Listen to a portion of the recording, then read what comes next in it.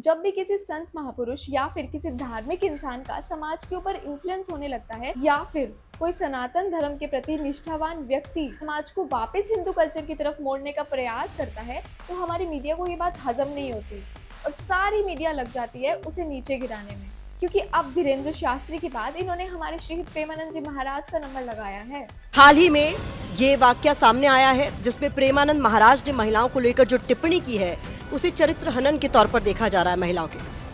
ऐसे में सोसाइटी क्या सोचती है और सोसाइटी में लोग महिलाओं को लेकर क्या सोच रखने लगेंगे, तमाम तरह के सवाल उठ खड़े हुए। ये पंगा भी किन संत से ले रहे हैं? एक ऐसे संत जिनके दर्शन मात्र से ही लोग अपने नशे छोड़ देते हैं, जिनको सुनकर, जिनकी वीडियो से प्रभावित होकर लाखों हजारों युवाओं ने नशे करना, चोरी करना, मल्टीपल रिलेशनशिप जैसे वेस्टर्न कंसेप्ट को छोड़ दिया।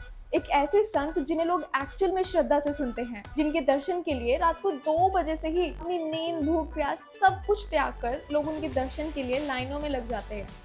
उन्हें आज ये मीडिया अपनी टीआरपी बढ़ाने के लिए उनकी स्टेटमेंट को आधा अधूरा दिखाकर जनता को मैनिपुलेट करने की ट्राई कर रही है। राधे राधे महाराज जी, आजकल के समय में बच्चे चाहे अपनी पसंद से शादी करें या माता पिता की पसंद में, दोनों ही परिस्थिति में परिणाम अच्छे नहीं आते। ऐसे में हम कैसे पता लगे अच्छे आएंगे कैसे? अच्छे आएंगे कैसे? आजकल बच्चों और बच्चियों के चरित्र पवित्र नहीं है तो अच्छे कैसे आएंगे? मान लो हमें 4 होटल के भोजन खाने की जबान में आदत पड़ गई है तो घर की रसोई का भोजन अच्छा नहीं लगेगा। जब 4 पुरुष से मिलने की आदत पड़ गई है तो एक पति को स्वीकार करने की हिम्मत उसमें नहीं रह जाएगी। ऐसे ही जब 4 लड़कियों से व्यभिचार करता है तो वो अपनी पत्नी से संतुष्ट रहेगा, उसे 4 से व्यभिचार करना पड़ेगा क्योंकि उसने आदत बना ली है। अब आजकल बहू मिलना और या पति मिलना बड़ा मुश्किल है, बड़ा मुश्किल।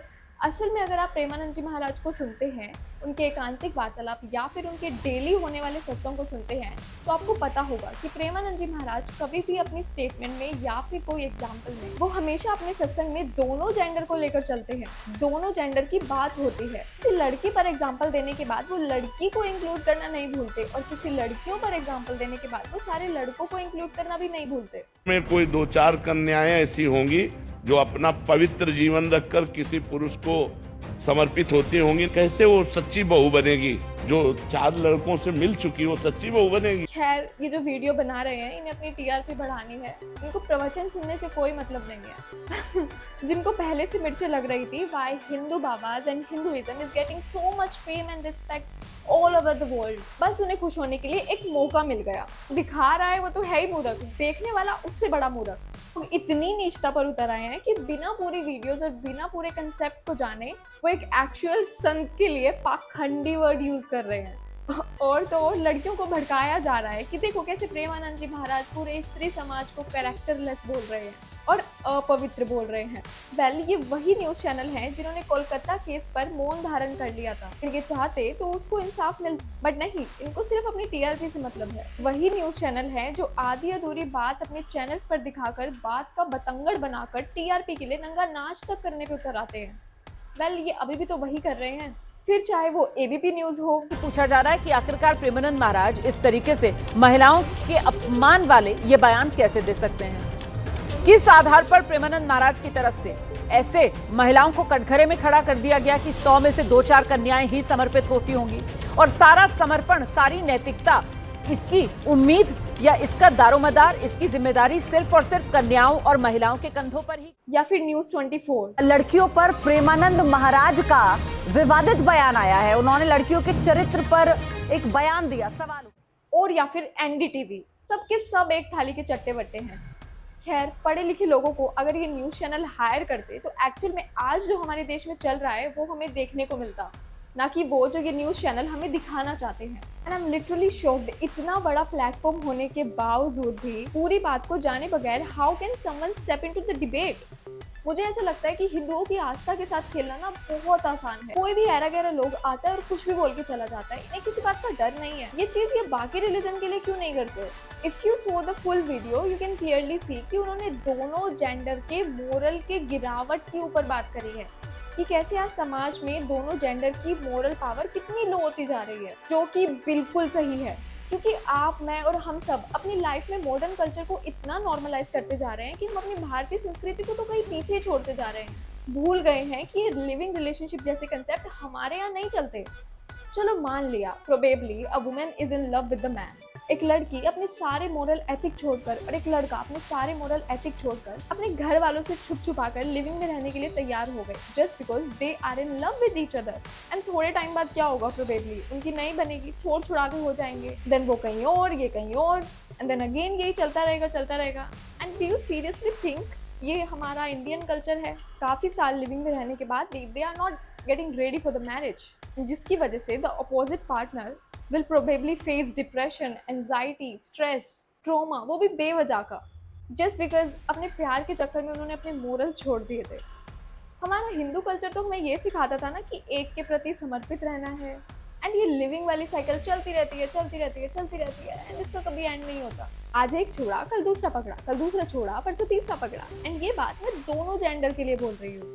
एंड ये तो कॉमन सेंस है ना यार, अगर दो लोग लिविंग में रह रहे हैं तो दोनों ही उस लेवल के हकदार हैं, तो कौन सा लेवल है?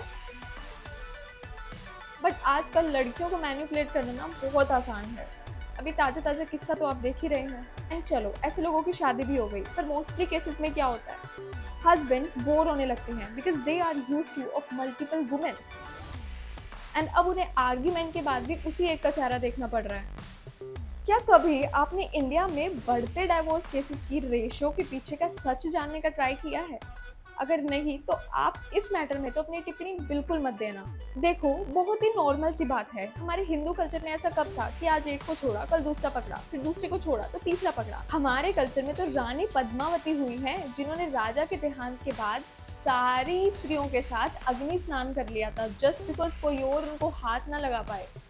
अब मैं आपको ये नहीं बोल रही हूँ कि हम सब रानी पद्मावती बन जाए, हम सब रानी पद्मावती हैं, we can not match the aura of that women, but at least हम उनके प्रिंसिपल्स की इज्जत तो कर सकते हैं।